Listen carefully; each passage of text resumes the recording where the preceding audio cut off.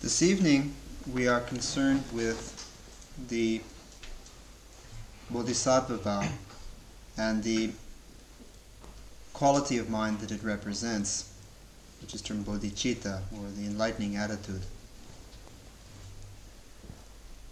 It should go without saying that this enlightening attitude, this quality of bodhicitta, is absolutely essential to attain enlightenment. Without this quality of mind, this compassion and altruism, it is impossible to attain complete enlightenment. It's as simple as that. Before the Buddha Shakyamuni attained enlightenment as the Buddha Shakyamuni, before this bodhisattva began the spiritual development which eventually resulted in complete enlightenment, at one point the Buddha was a sentient being like the rest of us. And in fact, at one point the Buddha's consciousness, or the consciousness of the being that would become the Buddha, was in a hell realm, as a hell being, suffering intensely from the karmic tendencies which had brought the mind to that state of hellish existence. And in this particular incarnation, the Bodhisattva, the future Buddha, was a hell being who, with another hell being, was forced to pull an extremely large load in a kind of large chariot or cart that was loaded so heavily that the two of them could barely pull it. And all the time they were being goaded and whipped and beaten by the fiends of hell to make them pull this cart, these demons. The word in English we would use is a fiend. It refers to a being in hell that is not really a sentient being. It is a projection of the hell being's karma. The hell being thinks that this demon really exists, but it is really just a projection of the mind of the hell being. However, they had this experience of being beaten by these, what they thought were these beings or these demons that were beating them and stabbing them and making them pull this heavy load. And at a certain point, the thought occurred to this one hell being that would become the Buddha in the future, and this being thought, why should we both have to suffer? It's all right if I suffer, but supposing this other being here, my companion here, can rest, does not have to go through this suffering. And so this hell being turned to the demons and said, let this other one go. I'll pull the load myself. At which point the chief demon, the main figure that was goading them, became very angry and said, how can you alone pull a load that two of you can't pull now? And taking a huge axe or hammer, he smashed this hell being on the head, killing the being. And the mind was immediately freed from that state of hellish rebirth and attained a precious human existence in the next rebirth, because of that quality of bodhicitta, that quality of compassion for that other being. Now that was the first moment of bodhicitta in the mind of this being that would eventually become the Buddha. And this was the start of a long progression of rebirths, some 500 in lower states of existence and 500 in higher states of existence, before the Bodhisattva finally attained enlightenment as the Buddha Shakyamuni. But without that quality of compassion, that whole development would never have started. So this quality of bodhicitta, of compassion and altruistic concern for others, is absolutely essential for any true spiritual development to take place.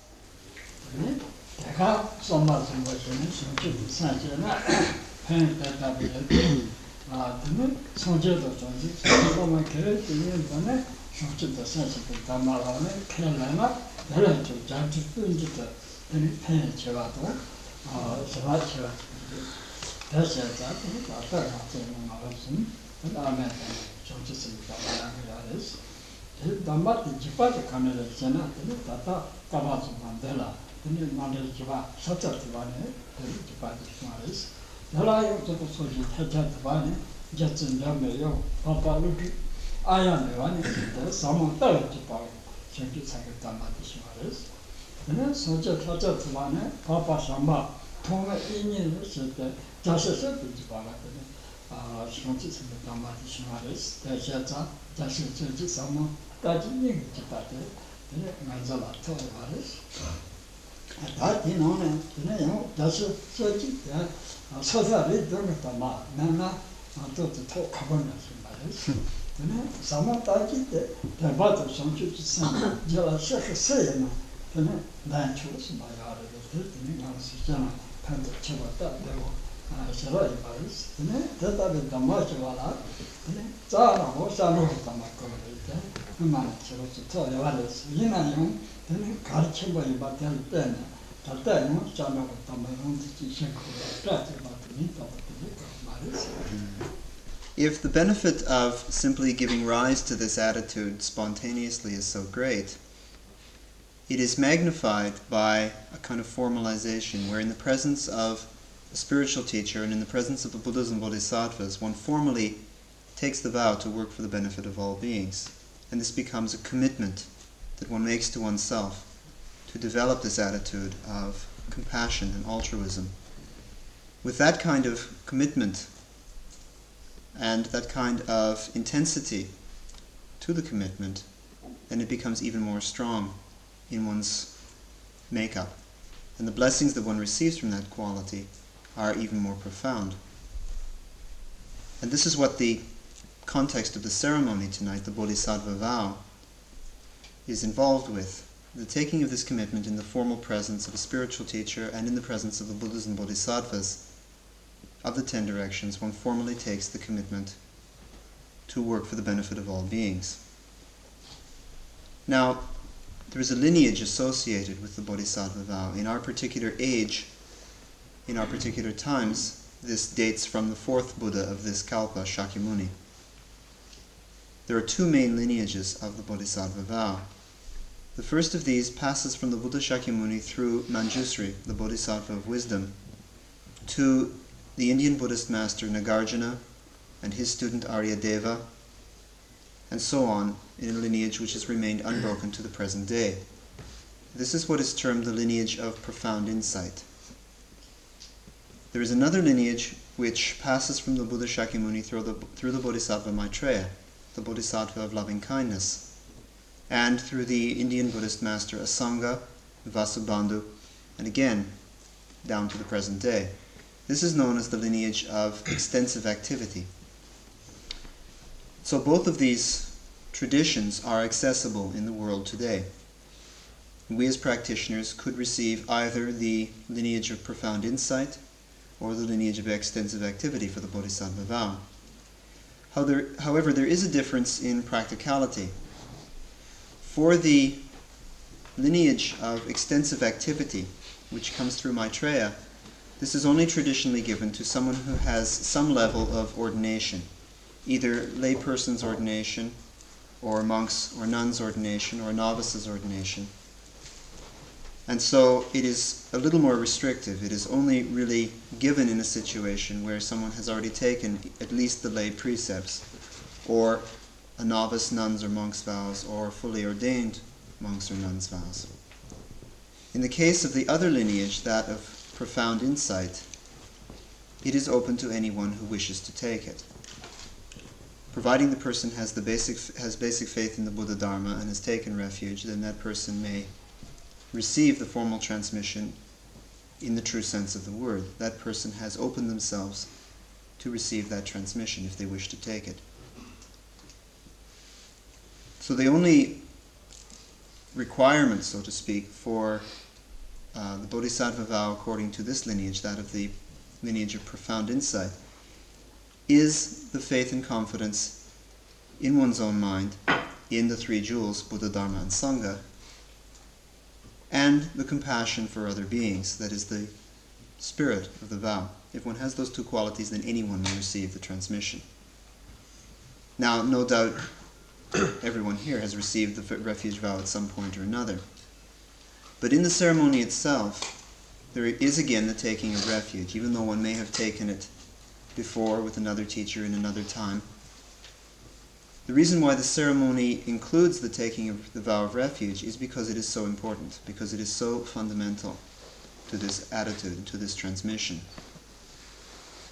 Now, one doesn't have to go through the whole ceremony of having the hair cut and receiving a name and so forth as one did the first time, but nevertheless, at this point, one formally retakes one's vow of refuge as the first part of the ceremony.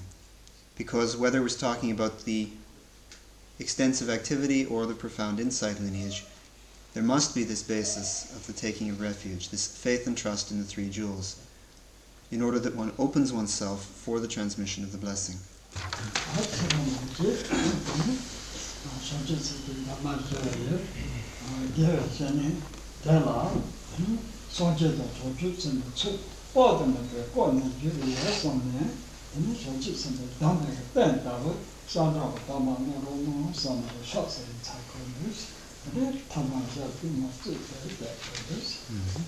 During the ceremony, one should not consider that one is only in the presence of the particular teacher or spiritual friend who is giving the transmission.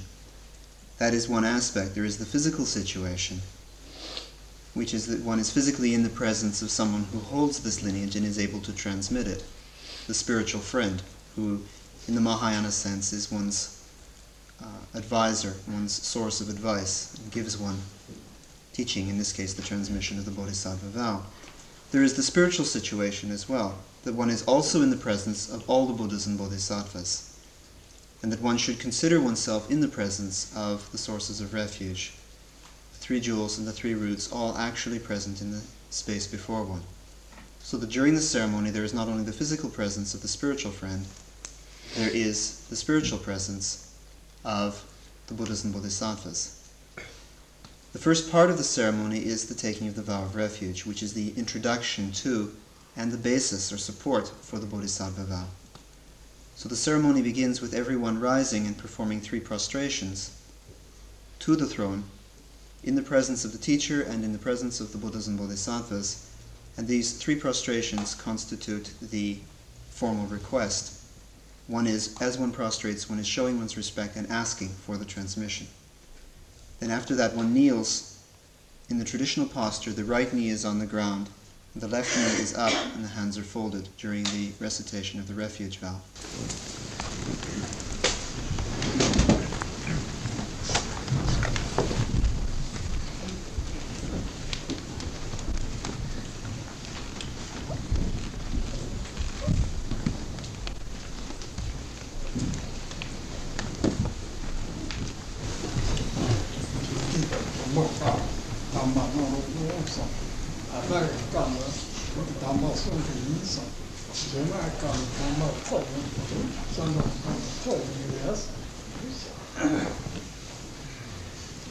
At this point, the spiritual friend says the words of the refuge vow, a few syllables at a time, and one repeats the syllables after the teacher. This refuge vow will be said a total of 3 times. The first recitation is done with the understanding that one is taking refuge, requesting the vow of refuge for the benefit of all beings. The second recitation, that one is making a connection that one intends to keep in the future, that one will not reject in the future, but will cherish as something precious.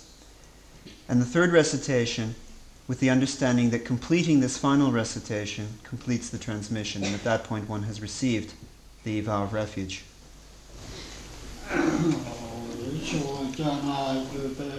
Chodjana Jepe Sanje Dam Sanje Zamba Tamje Dala 公司色，到了，罗本到了，公司色，公司色，明德，大明德， At this point, one repeats one's name.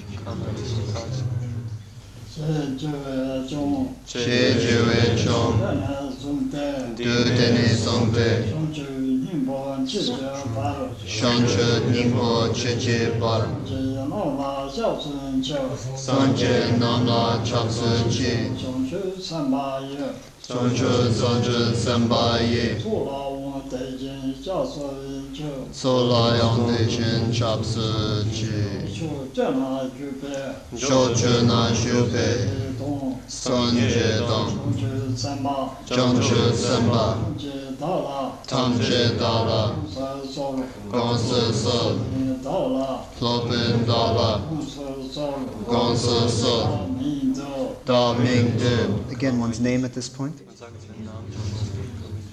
是这中，谢绝为中，人中的，德德尼松德，就宁波去这八路，上车宁波切切巴，这那拉小村桥，三界南拉插斯基，上去381，首长上车三八一，我带进小村桥，索拉扬德ရှင်插斯基，说这那就别，小车那修北，中街东，三界东，就38，上车三八，到了，tam界到了，公司色，公司色，也到了，罗本到了，公司色，公司色，到明德。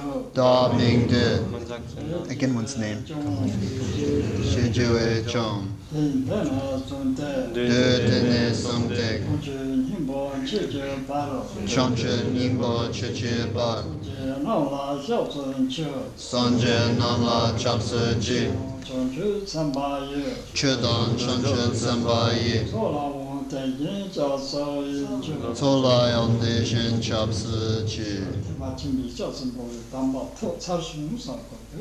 At this point, one should realize that one has received the transmission of the vow of refuge in the Mahayana tradition. So, One can now sit as normal.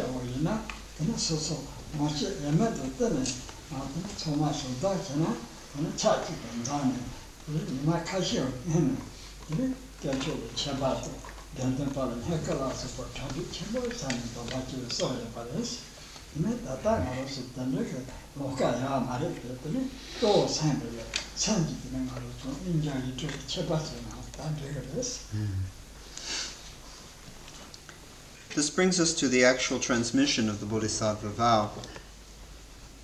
In order to thoroughly prepare oneself to receive this transmission, it is necessary to generate a great deal of merit and awareness. Now, this quality of merit is something which has already been reinforced to a great extent, or we would not have the precious human rebirth that we do.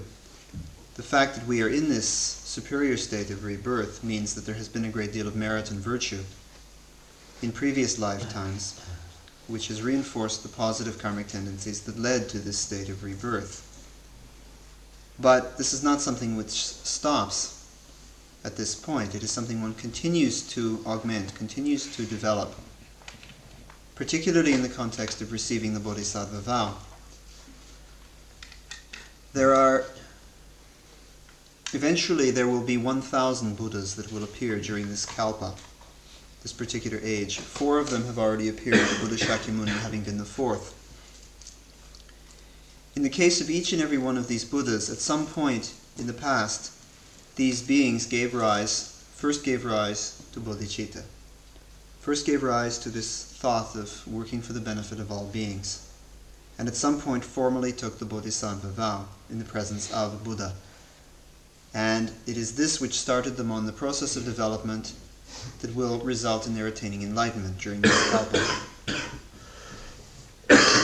Now, in the case of some of them, they were extremely wealthy and powerful individuals, like kings or rulers. And they would offer their entire kingdom. All of their power, all of their wealth, everything was offered in order to receive the Bodhisattva vow. Some of them were very poor and had nothing to offer but a handful of grass or a small bundle of firewood. But that was what they offered, and that was how they received the transmission of the Bodhisattva vow. It is the sincerity of heart that is important.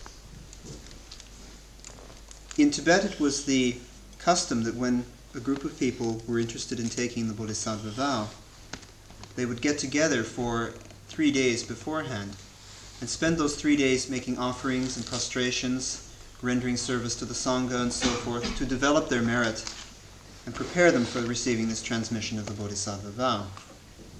Now, obviously, we can't cram 3 days of activity into one evening, but it is largely a mental attitude. And so one could perform the same kind of offerings and accumulate the same kind of merit through one's mind, through one's attitudes, and that is sufficient to prepare one for the Bodhisattva vow.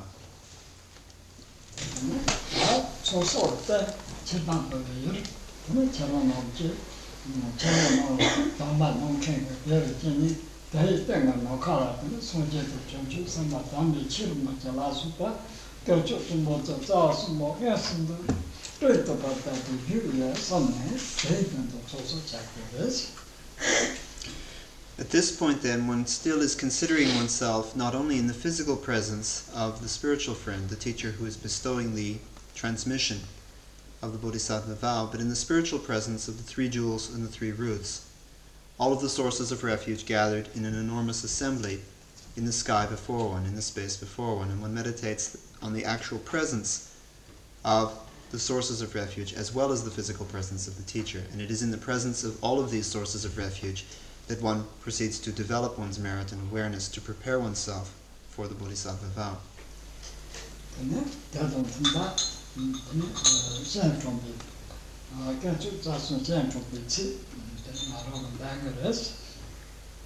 At this point, the words that Rinpoche will be reciting is the ceremony of invitation, inviting the Buddhas and Bodhisattvas, the 3 jewels and the 3 roots, to be present during the ceremony.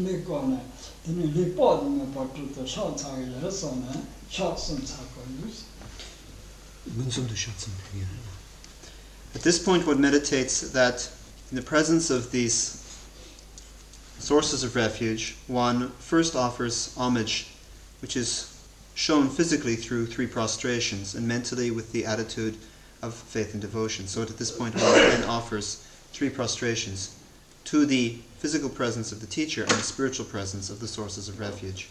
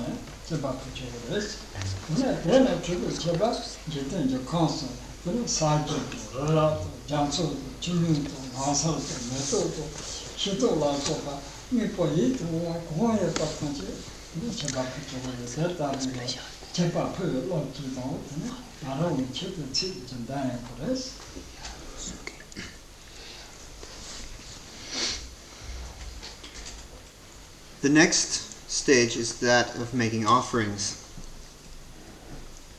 And during the recitation that Rinpoche will be reciting, one can focus mentally upon this particular stage of making offerings. When we say making offerings, we can understand it on three levels. There is, of course, the material sense, where one offers actual flowers or candles or bowls of clear water or whatever on the shrine. This is one aspect of offering. Another aspect is the visualized or mental aspect of offering, which is really limited only by one's imagination. Anything worthy of offering can be mentally created. One can create a mental image of that and consider it an offering. One can meditate gods and goddesses, beautiful and handsome, emanating from oneself and carrying in their hands anything that is beautiful to look at, any sound that is beautiful to hear, any smell that is fragrant, any taste that is delicious, any texture that is soothing and gentle. All of this meditated or visualized aspect is a form of offering as well.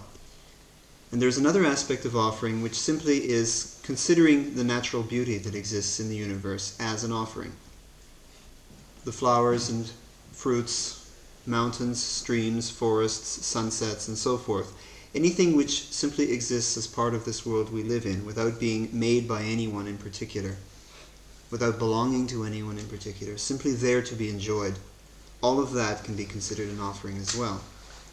So during this particular recitation, it is this concept of offering, material, visualized, and the offering of natural beauty, all of this that is taking place. And one's attitude in this sense is of making offerings of all of these things.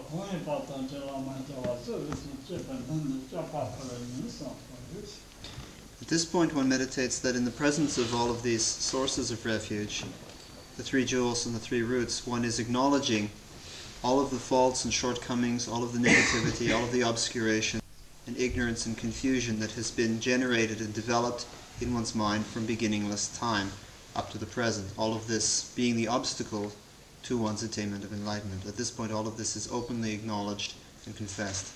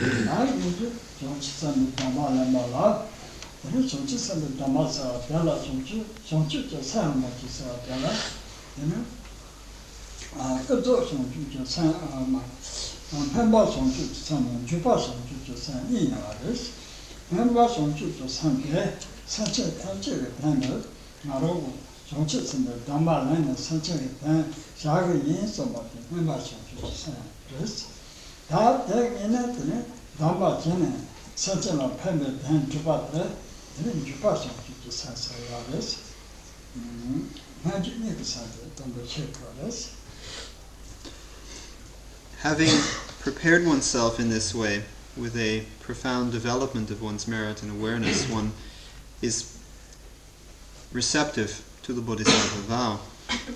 First, one should understand the context of the Bodhisattva vow. The Bodhisattva vow is concerned with a quality of mind that we term bodhicitta, the enlightening attitude. Now, there are several aspects to this quality of bodhicitta. The first of these is an attitude of aspiration. It is the aspect of feeling in oneself that one is taking this vow, that one is practicing the Dharma, that one is engaging in whatever one does for the benefit of all beings. That basic aspiration is one kind of bodhicitta. Then there is the attitude of application, of actually carrying that through in daily activity, in meditation practice, in whatever one is doing. And the actual application of that, so that it is not simply one's aspiration, but one actually does it. One not only aspires to do it, but one actually does it. The actually doing is another aspect of bodhicitta, which is termed the aspect of application. So to begin with, it is important to understand that there are these two aspects. There is the aspiration to do something, in this case to work for the benefit of all beings, to enlighten all beings. And on the other hand, there is the actual application, to actually go about doing that.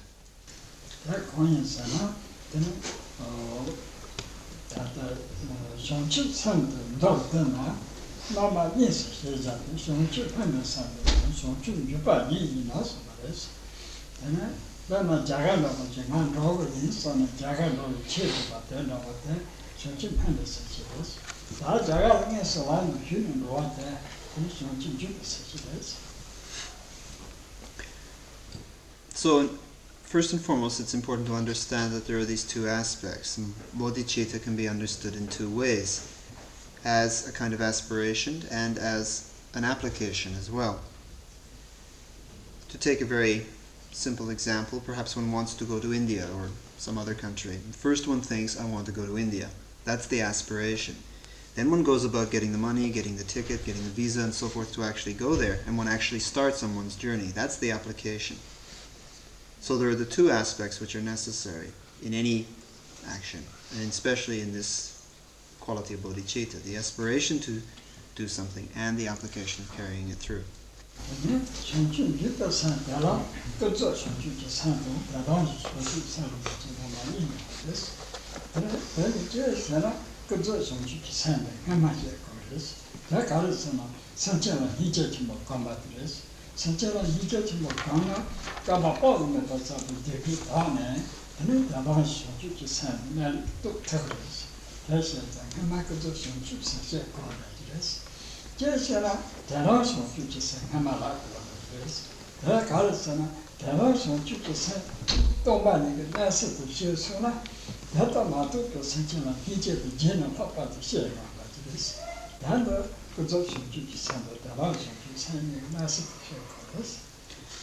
Another way to examine bodhicitta is to consider there is a relative aspect and an absolute or ultimate aspect.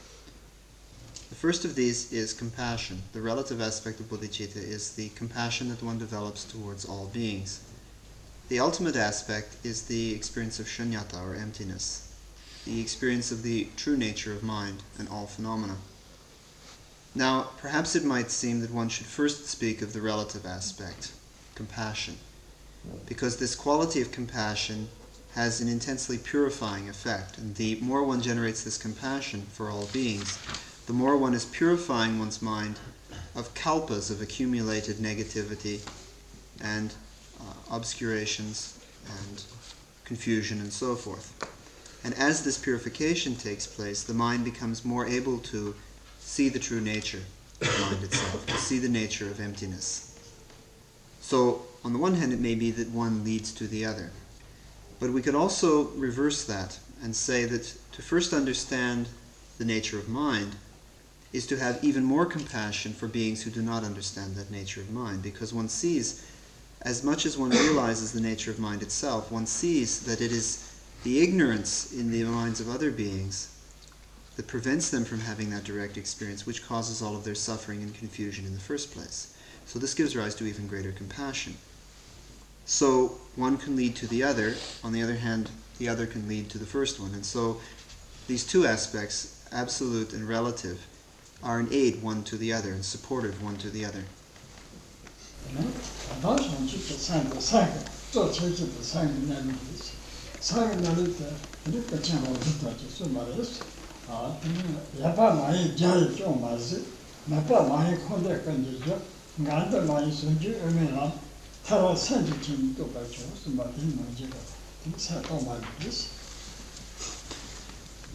The ultimate or absolute aspect of bodhicitta is first and foremost the understanding of the nature of mind. The third Karmapa Rongjung Dorje, in one prayer, the Mahamudra prayer, said regarding the nature of mind, it does not exist because even the Buddha cannot see it. But on the other hand, it does not exist because it is the source of all samsara and nirvana. It is the foundation for all enlightened and unenlightened experience. But, he said, this is not a contradiction. To say that it neither exists nor does not exist is not a contradiction. It is at one and the same time existent and non-existent, without being one or the other. And this is what is known as the middle way, or the middle view, which avoids falling into the one extreme or the other. And so, in speaking of the nature of mind, emptiness, Rongjung Dorje spoke these words of the prayer, that one cannot say mind does exist because there's nothing there that one can see. On the other hand, it is the origin of samsara and nirvana. So to say that mind exists in a naive sense, or to say that it does not exist in a naive sense, are both incorrect statements. it is at one and the same time existent and non-existent. One could describe it in either way, and in fact it is neither of them. The only thing we can say is that mind is essentially empty.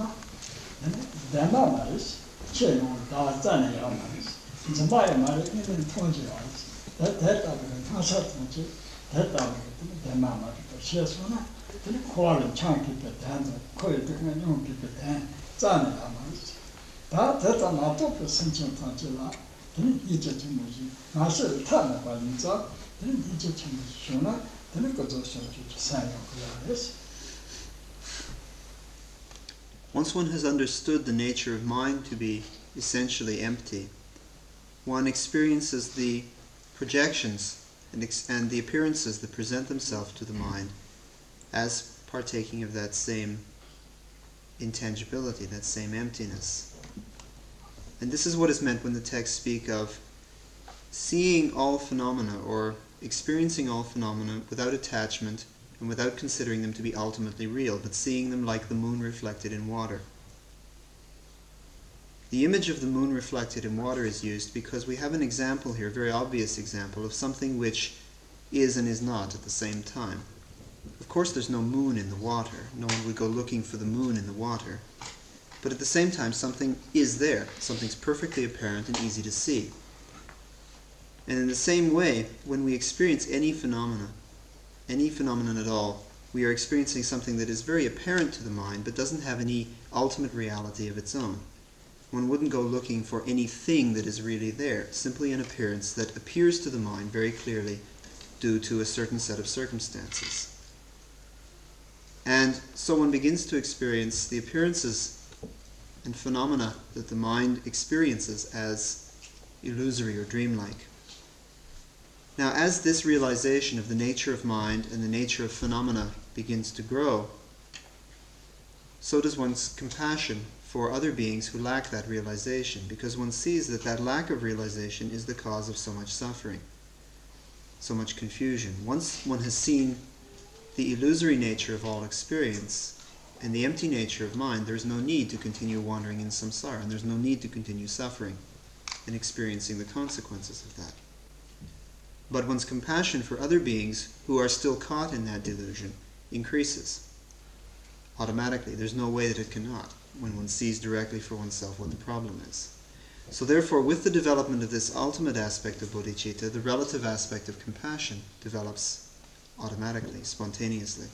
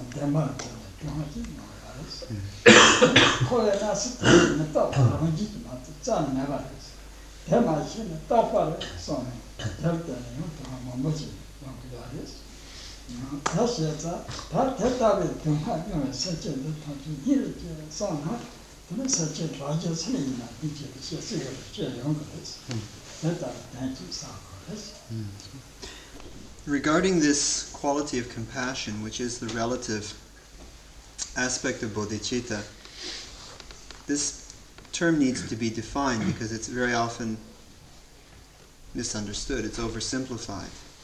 Compassion is not particularly sitting and thinking, oh, you poor person, to another person, oh, you poor fellow.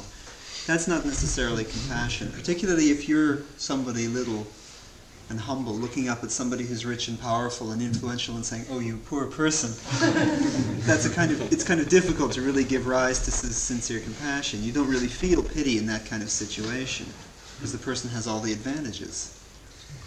That's not what compassion is based upon in this Buddhist sense of the word. What it is based upon is an understanding of the basic nature of sentient beings, big or small, high or low, whatever situation a being is in. There are some fundamental mistakes that we all make, that each and every being makes, that cause us suffering. The first of these is that we continue to experience a self or an ego as something real where there in fact is no such thing, ultimately speaking. Because of that, a great deal of our suffering develops. Because of this need to defend and protect the self that doesn't exist. Another way in which we suffer is by mistaking things which are only conventionally real for things which are ultimately real.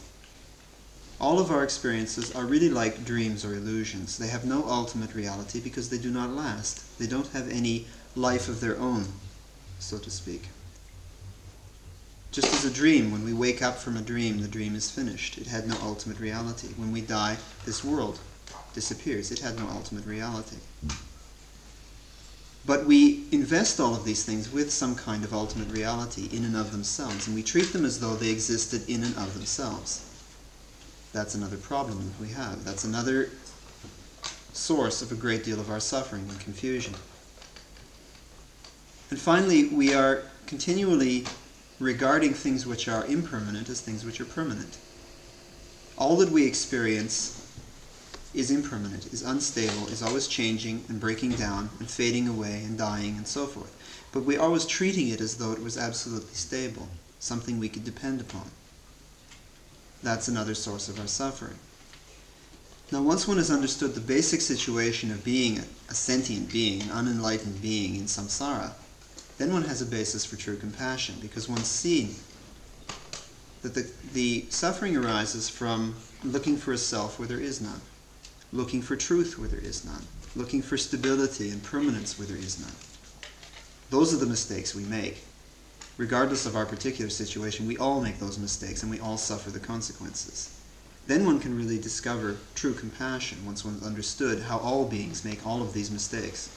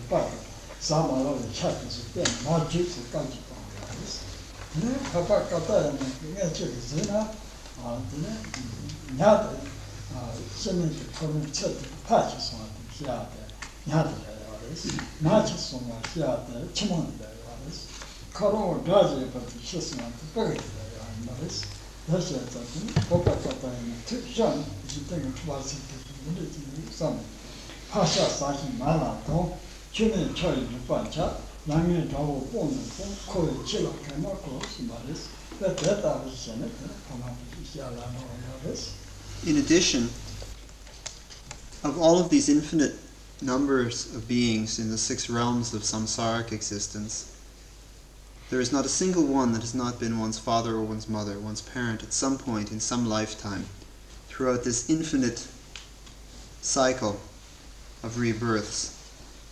In fact, each and every single being has been one's parent not once but many times over. And the only problem is that our ignorance prevents us from seeing that. The parents do not recognize the children, nor the children their parents. That karmic connection is not seen because we are limited by our ignorance. But there is this connection. During the time of the Buddha, one of his most famous disciples was an arhat named Katayana. And at one point, Katayana was out begging for his food one day, and he came to a house where there was a young woman sitting in the front yard, and she was holding her young baby in her lap, and she was eating a fish. And a female dog came along and started bothering her, could smell the fish.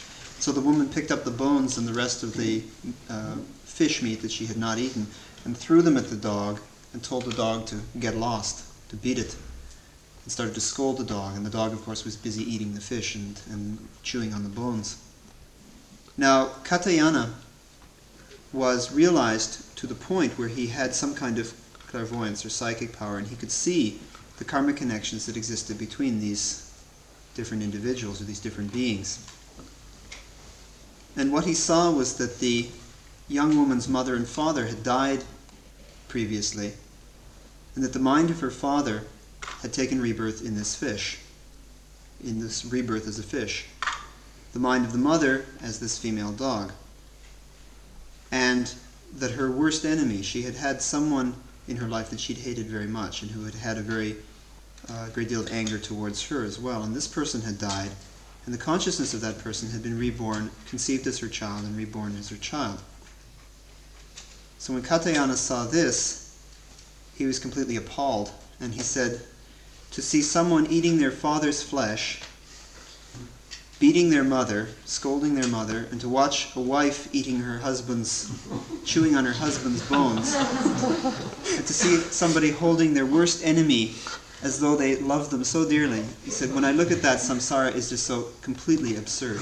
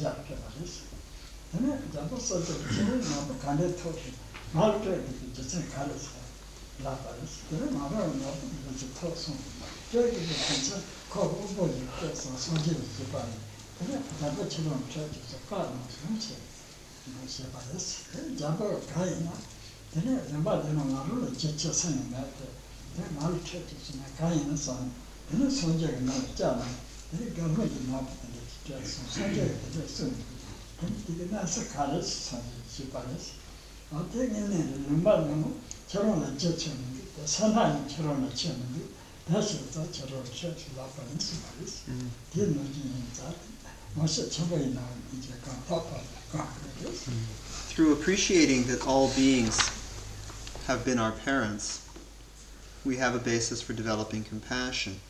And when we understand the karmic process, we have even more of a basis for developing this compassion. One understands that the more powerful and the more influential someone is, the more worthy they are of your compassion. Because wherever there is power, there is corruption. It involves some kind of unskillful activity somewhere. It is very difficult to hold power purely. And what that person must do in order to maintain that power, to get that power and to maintain that power, is to create a lot of negative karma, which means that in the future their mind will be pulled down by this negative karma towards some lower state of rebirth and further suffering, further confusion. So in the moment it might look like the person is doing fine, but actually when one sees the karmic situation, one understands that they're very worthy of one's compassion.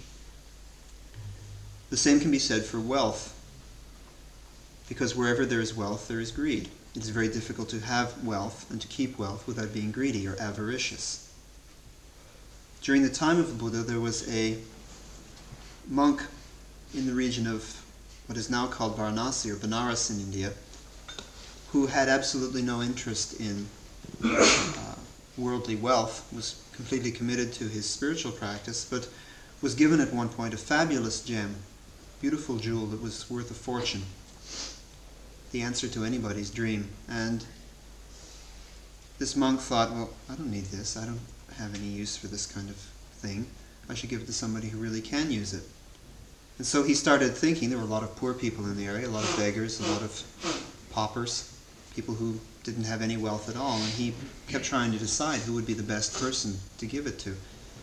And he really couldn't decide, and so he went to the Buddha, who was staying in that area, and he said, I've found this, or I've been given this fabulous gem, but I don't really need it, I don't really want it, and I want to give it to someone who really needs it.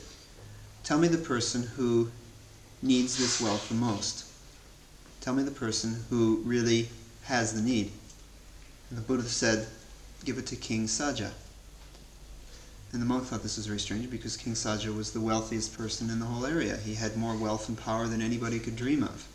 The last thing he needed was one more gem. But the Buddha said, no, I insist, give it to King Saja. You said, give it to the person who needs it the most. So the monk thought, well, the Buddha must know what he's talking about, and he went and he gave this jewel to the king. And the king was very surprised to find this Buddhist monk giving him this incredible jewel, and he said, where did you come by this jewel? What are you giving it to me for? And the monk said, well, it was given to me, but I don't really need it. And I asked the Buddha who would need it the most, and he said to give it to you. So the king was rather puzzled at this, and he went to the Buddha for a personal audience, and he went into the Buddha's presence and he said, one of your monks just came and gave me this incredible jewel. And he said that you had told him to give it to me because I was the one who needed it most. And I'm wondering if you can straighten this whole thing out and tell me what's going on. And the Buddha said, well, of course you're the one who needs it the most. You're the most wealthy, but you're also the most greedy person in this area. All that this wealth has done has made you greedy and avaricious, and all you want is more and more and more. You don't have any contentment. So when he asked me in this situation, I took him literally. The person who needs it the most is you. So just because a person is wealthy does not mean that they're in a good position. Because in getting that wealth and in keeping that wealth, a great deal of negative karma can be generated. Which means that just because a person is powerful, just because a person is wealthy, seems to be superior in the ordinary sense of the word, doesn't mean that that person isn't worthy of one's compassion. In fact, even more than ordinary people, those kind of people are worthy of our compassion.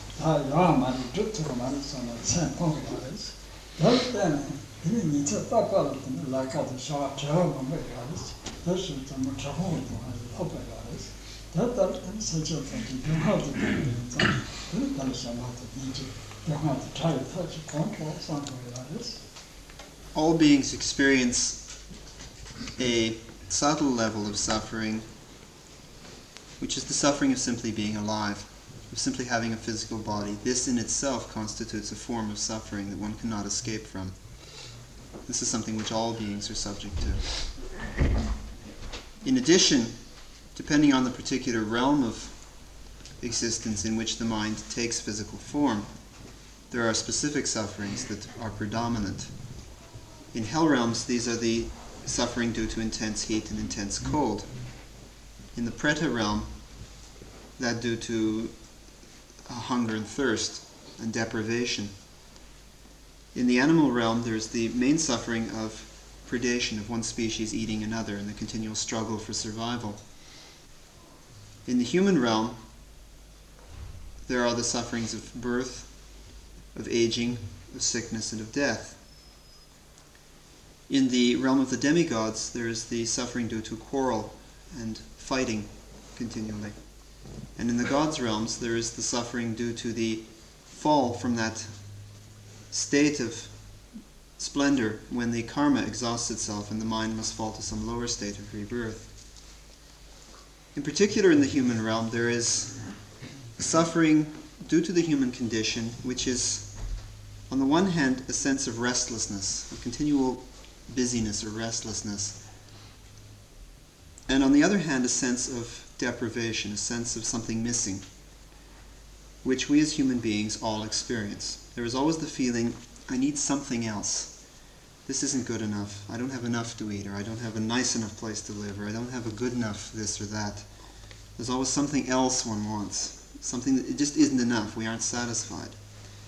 There's that, and then there's also the activity and the restlessness and the kind of neurotic behavior that we go through trying to satisfy all of those needs. And that is a real cause of suffering for human beings. That kind of neurotic, restless activity and that sense of want, that sense of need that is basic, seems basic or fundamental to being human. But in order to develop compassion for all beings, it's necessary to understand the sufferings that all beings are undergoing, to understand that beings are in pain, that there is this kind of suffering going on.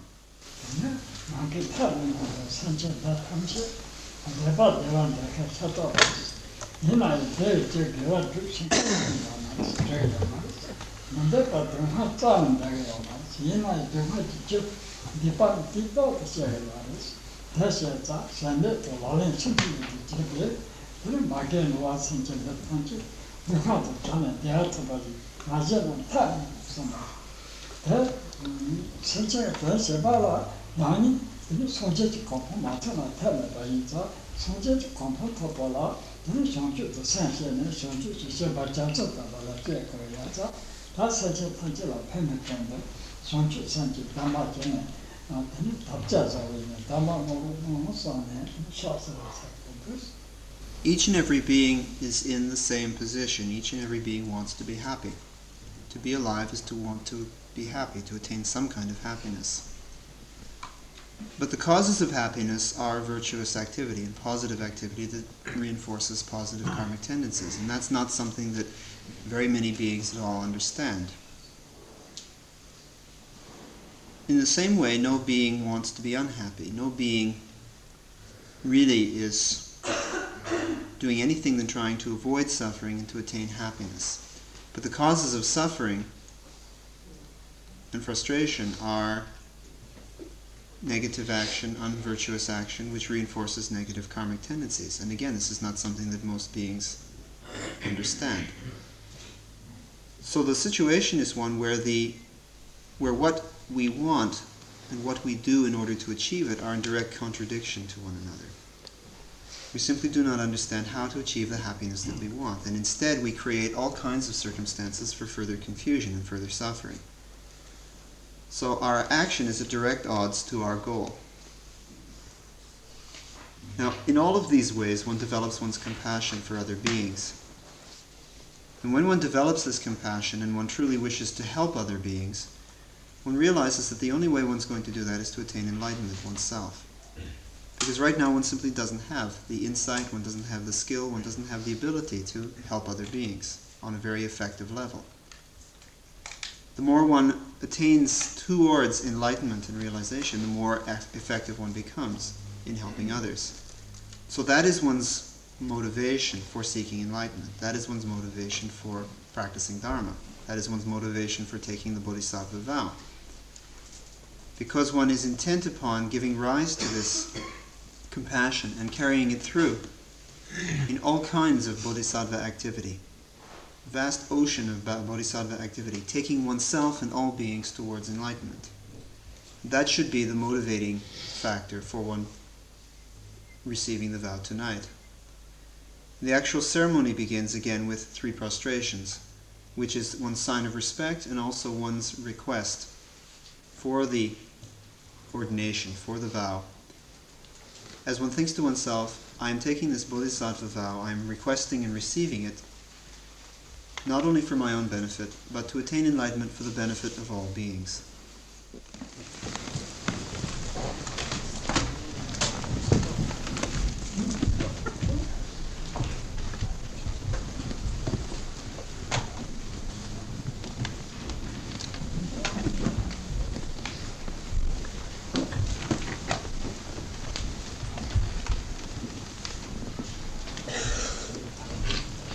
Again, one kneels with the right knee down and the left knee up and the hands folded.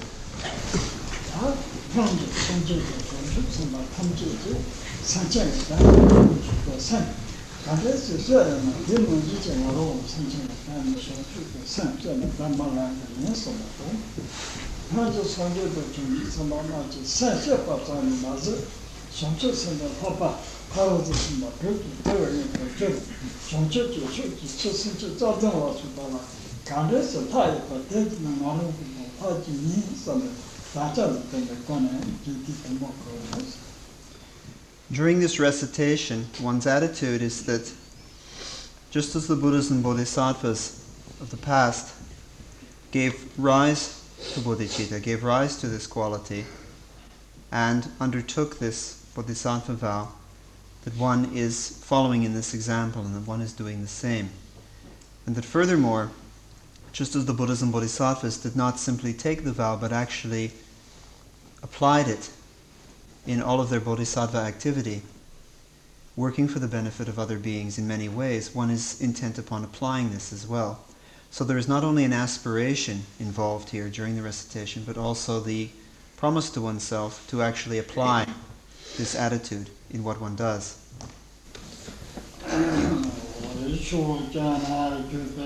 Chojana Jupe Sanje Dong Chonche Samba Tamche Dala Gonsa Sol Lopen Dala Gonsa Sol Da Ming De. One repeats one's name at this point. She Jue Zhong De Dene Sumpe Jisi Shangchu Ningpo La Chichi Badu Chitara Ngunji Deshe Chi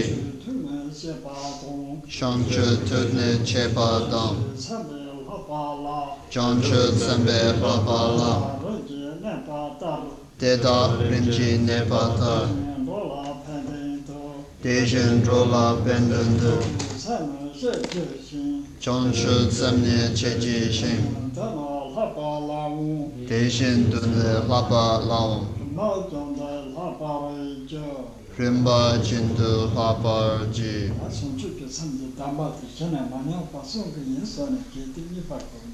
During the second recitation, one's attitude is that in taking the bodhisattva vow, one intends to keep it. One intends to respect this in the future and not reject the connection that one has made.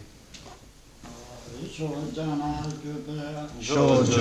Jupe Sanje Dong Chamche Samba Tamche Dala Gongsa So Lopen Dala Gongsa So Da Ming De. She Jue Zhong Du Dene Sumpe Jisi Shangchu Ningpo La Chichi Bardu Jitala Ngunji Deshe Chi Shangchu Tutne Chepa Dong Shangchu Tsambe Lapa La Deda Rinji Nepata Dejen Dola Pendant, Chancho Semne Chejishim, Dejen Duna Hapa Lawon, Rimba Jindu Laparanji, Lama to Java Surdo Japan, Chonchu Sanji Dhamma Dhamaro, Gila, Toyo, Sunday, Mashata Mo,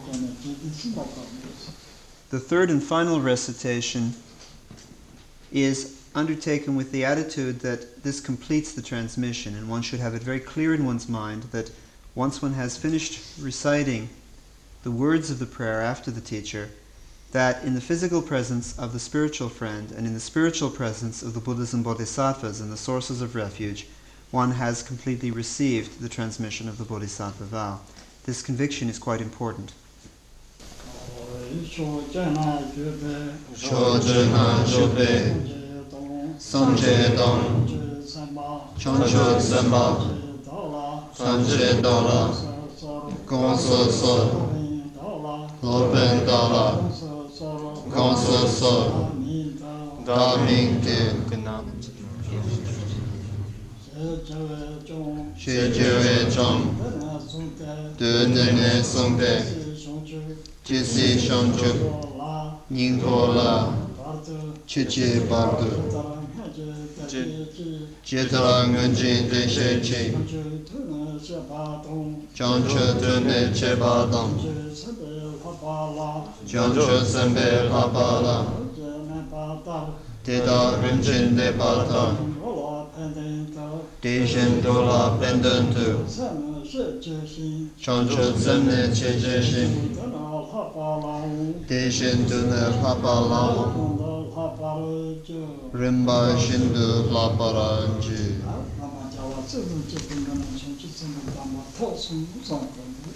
At this point one should feel that one actually has received the transmission of the Bodhisattva vow in the physical presence of the teacher and the spiritual presence of the Buddhas and Bodhisattvas.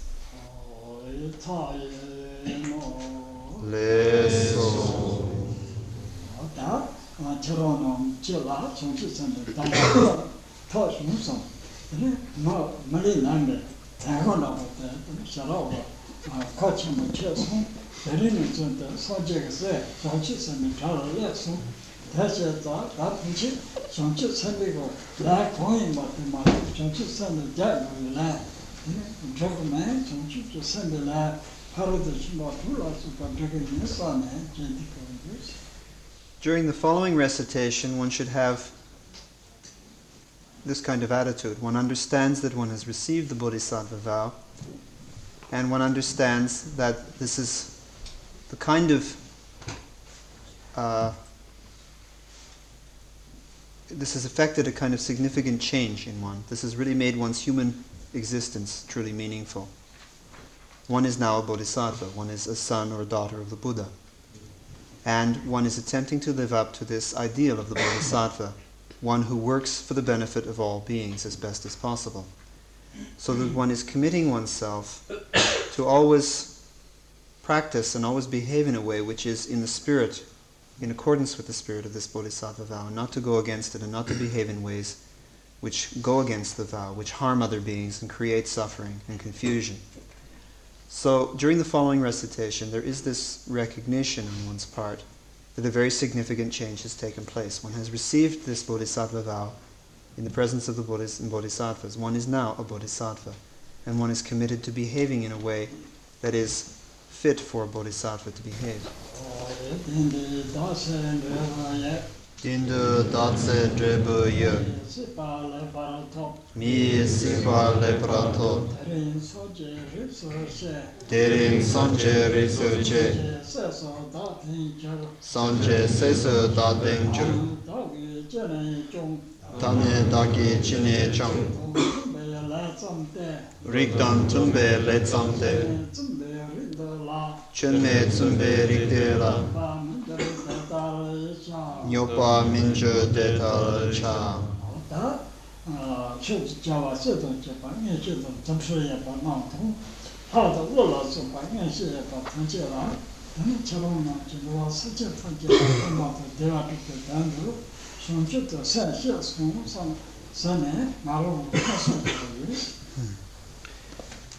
At this point, the teacher calls the attention of the Buddhas and Bodhisattvas and calls the attention of worldly gods and nagas who have sufficient insight to call witness to the fact that one has received the Bodhisattva vow.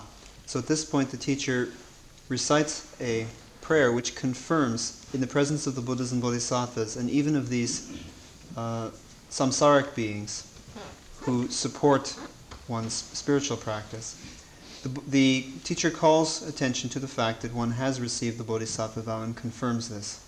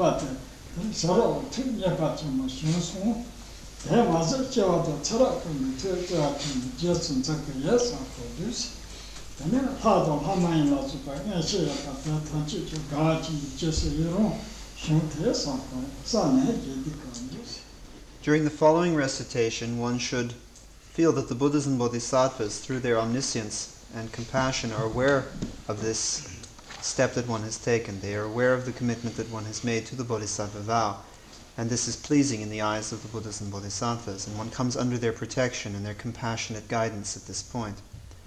One also feels that the gods and nagas of samsara who support spiritual practice are, in their own limited way, aware of one's intentions, and in a certain sense one comes under their protection as well on a more mundane level.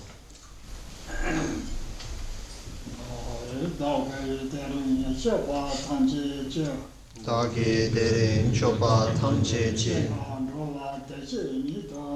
chēngā rōwā dēshē nidāne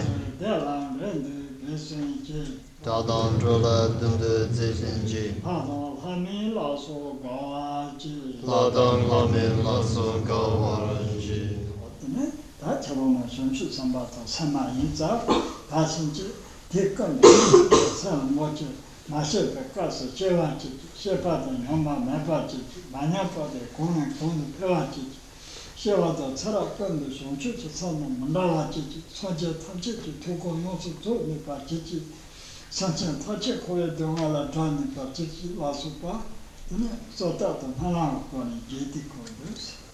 During the following recitation, one is offering prayers of aspiration and supplication in recognition of the fact that one is now a bodhisattva, a masculine or feminine bodhisattva who has embarked on this path of the bodhisattva.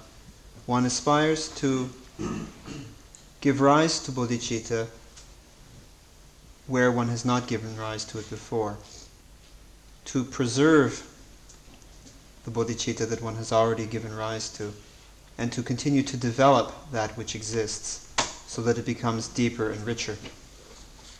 One is aspiring to always conduct oneself in a manner worthy of a bodhisattva, to fulfill the intentions of all Buddhas and Bodhisattvas through one's spiritual activity, and to lead all sentient beings to complete enlightenment. Choncho Semne Rinpoche Mache Panam Chejirji Cheba Nyamba Meba Dom Gonde Gondo Pelvaracho Choncho Semda Mindra Ching Choncho Chola Shovadam Sanje Namji Yonzo Ching Tejin Rola Pendund Choncho Semne Cheji Deshin Duna Papa Lam Sanje Namje Yonsun Shi, Vijay Nam Pongwara Shu, Chanche Samba Namjini, Gombo Lula Gondo Shu, Gombo Yene Gongomba, Semchen Namla Denjo Shu, Semchen Tamche Dedan Denjo Chi, Nyendro Tanche Tatu Tomba Shu, Chanche Samba Ganda Sarjupa, Dela Kanje Mula Trupara Shu,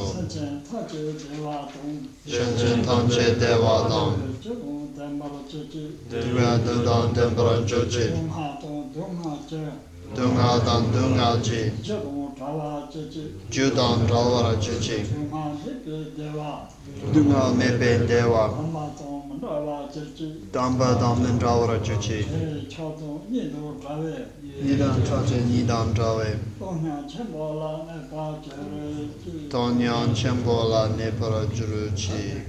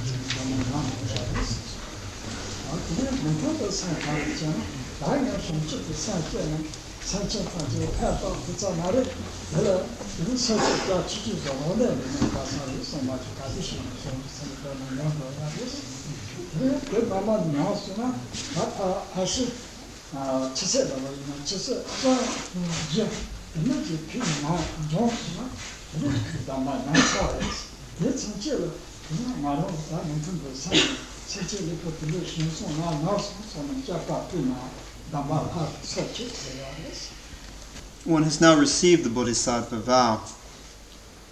There are two basic ways in which one breaks one's Bodhisattva vow, or could break one's Bodhisattva vow.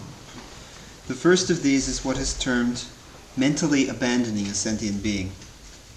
And the second of these is termed giving rise to an attitude which is against the spirit of the Bodhisattva vow.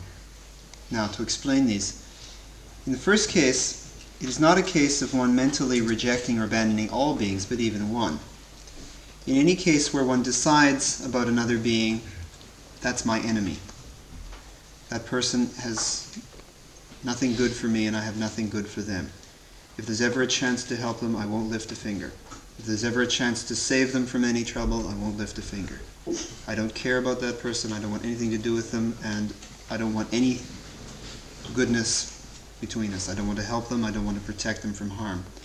If one gives rise to that kind of attitude towards another being, one has broken one's Bodhisattva vow. This is what is known as mentally abandoning a being, simply rejecting a being. One wants nothing to do with that being. One doesn't want to help that being at all. That is one way one can break one's Bodhisattva vow. The other way is if one loses one's courage. While one is practicing, one perhaps becomes discouraged. And one feels at a certain point, well, this is impossible. I can't work for the benefit of all beings. I'd better just work for my own benefit. I better take things much smaller scale. Let's forget about other beings and I'll just work for my own benefit. That is contrary to the spirit of one's Bodhisattva vow. At that point, one has broken again one's commitment. Now, in the case of the Bodhisattva vow, it is possible to purify oneself and to reinstate the vow in its purity. But what is important is to be very honest with oneself. Within a period of just a few hours, even 3 or 4 hours, one should be aware of such an attitude when it has arisen. If one has given rise to that kind of negative attitude towards another being, or if one has given rise to that kind of weak-spirited, discouraged attitude towards one's spiritual practice, one should recognize it and be honest with oneself and say, this is not appropriate. For someone who's taken the Bodhisattva vow, this kind of attitude is simply not appropriate. I won't do this again. And just openly acknowledge it completely purify oneself of it, vowing never to do it again, and reinstate one's original commitment. I will work for the benefit of all beings, for that being, for all beings. If one can develop that kind of attitude within a reasonably short period of time, then one's vow is not, it is broken, but it is not completely terminated. It is not completely broken. One can always repair it.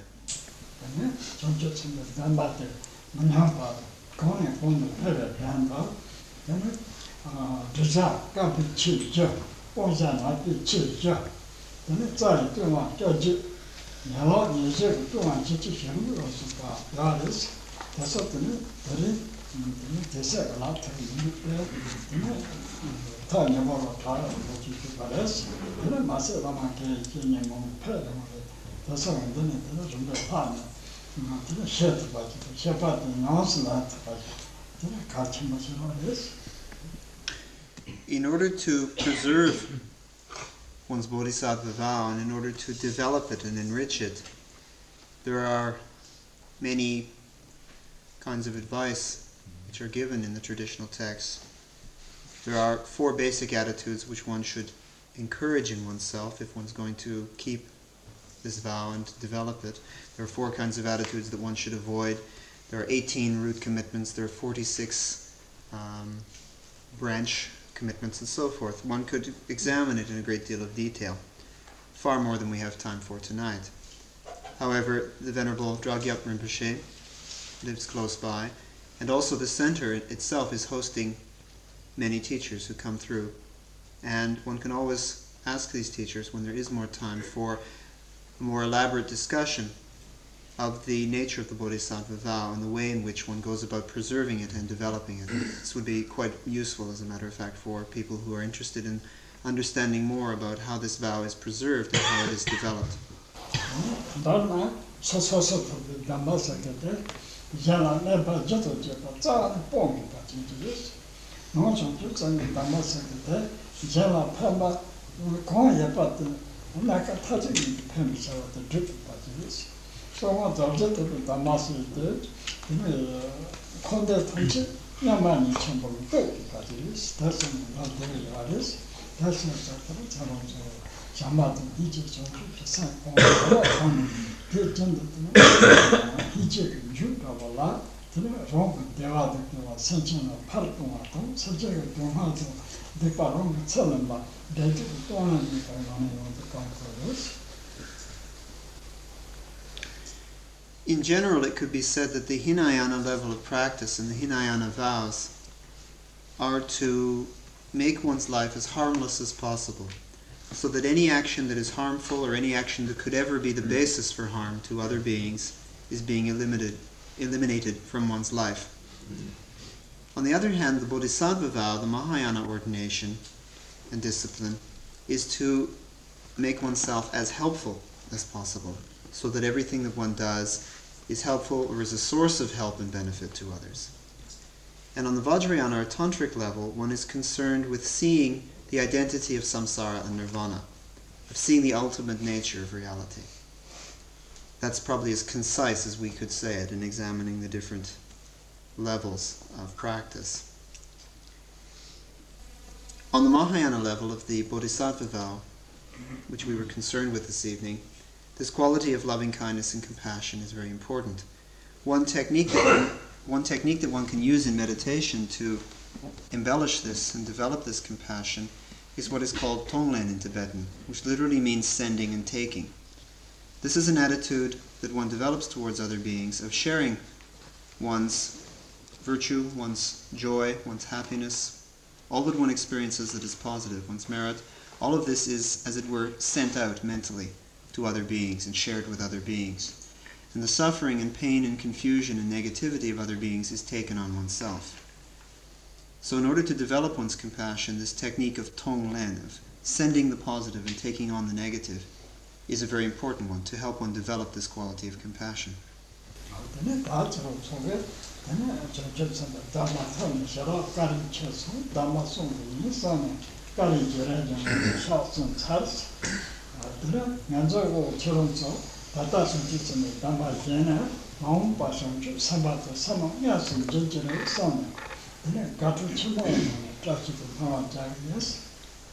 The ceremony concludes with again 3 prostrations. This time one is expressing one's gratitude for the transmission that has taken place, when is showing the teacher one's gratitude for receiving the Bodhisattva vow.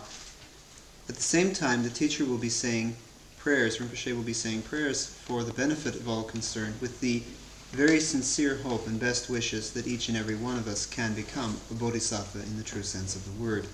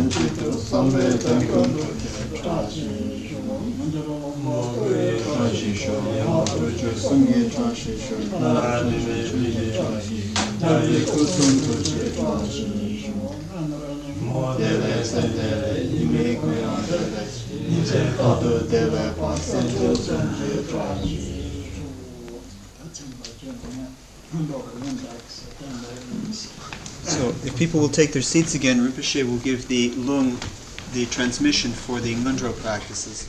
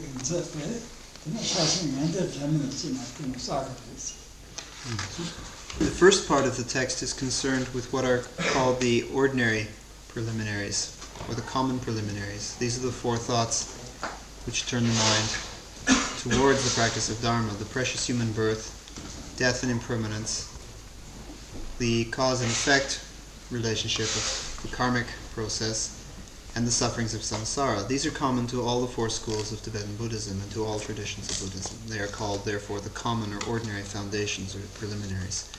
The special preliminaries, the prostrations and the taking of refuge and so forth, are slightly different in the different schools because of the slightly different lineages that are being prayed to or invoked and so forth. For example, in this particular case of the Karjupa preliminary practices, it describes the lineage that one visualizes, for example, when one is taking prostrations, and rather taking refuge and doing prostrations. In the center of the visualization is one's own root guru in the form of the Dharmakaya aspect, Vajradhara. And above one's guru's head, one's own guru's guru. And above that guru's head, that guru's guru, and so forth. Up to the original Dharmakaya aspect, which was the original inspiration for the whole lineage. And so from Vajradhara to the Bodhisattva Lodro Rinchen, to to Maitripa, to Tilopa, Naropa, Marpa, Milarepa, and Gampopa, and so forth, down to, in the case of the main Kagyu lineage, down to the 16th Gyawa Karmapa, Rongjung Rigpe Dorji, the late Gyawa Karmapa. Now, that is the main focus of the visualization, this main axis, so to speak, the mainstream transmission of the Kagyu lineage of Mahamudra teachings. However, there is a factor which distinguishes this practice from all other practices, and those of you who have read the book called The Torch of Certainty, which has been translated into English as The Torch of Certainty and also into French, and which was written by the great Jamgon Kongtrul Rinpoche, Lorotai, you will be aware of the fact that this practice is something which goes beyond the main Kagyu lineage, that there is it is not simply this lineage, this is simply the central lineage that one is focusing on, but one is not excluding the others.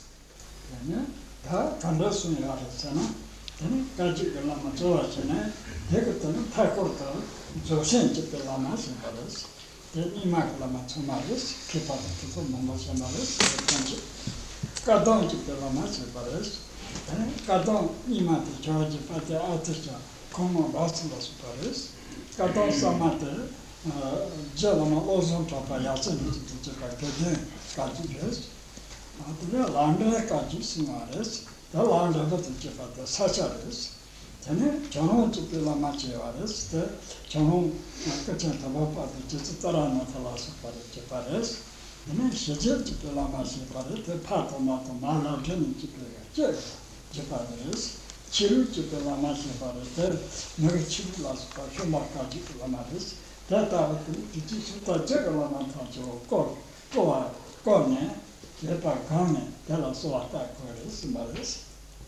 this text, one can see that while this central lineage of the Kagyu school is described, it is also mentioned that the gurus of other lineages are surrounding this central lineage in the visualization. The gurus of the Mahaati transmission of the Nyingmapa school, all of the scholars and yogis who have appeared in that lineage. The gurus of the Kadampa school, beginning with Atisha. The gurus of the Gadenpa or Gelupa school, beginning with Tsongkhapa. The gurus of the what is called the Lamdre transmission, which is the Sakyapa school. The gurus of the Jonangpa lineage. The gurus of the teachings known as Shije and Chu, the teachers of the Shamba Karju and the 6 doctrines of Nigama, and so forth. All of the main 8 transmissions of Buddha Dharma in Tibet are mentioned and are included in the visualization, and one takes refuge in all of these.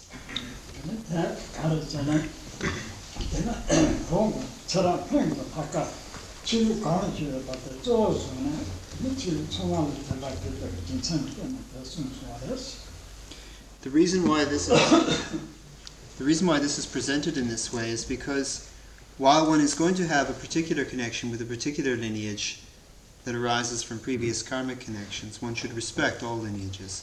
And so while one may have a particularly strong connection with one lineage, which is the most important one for one personally, this does not mean that the one does not respect the other lineages of Dharma. And so for this reason, the meditation is presented in this way.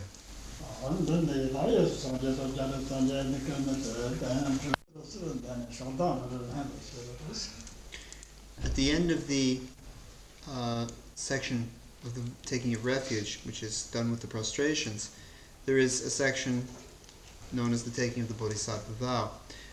These are the words that we use tonight during the ceremony, and so after every session of taking refuge and doing prostrations, one recites the words of the vow over again 3 times and retakes the Bodhisattva vow. So ideally one could be doing this on a daily basis, continually retaking one's Bodhisattva vow.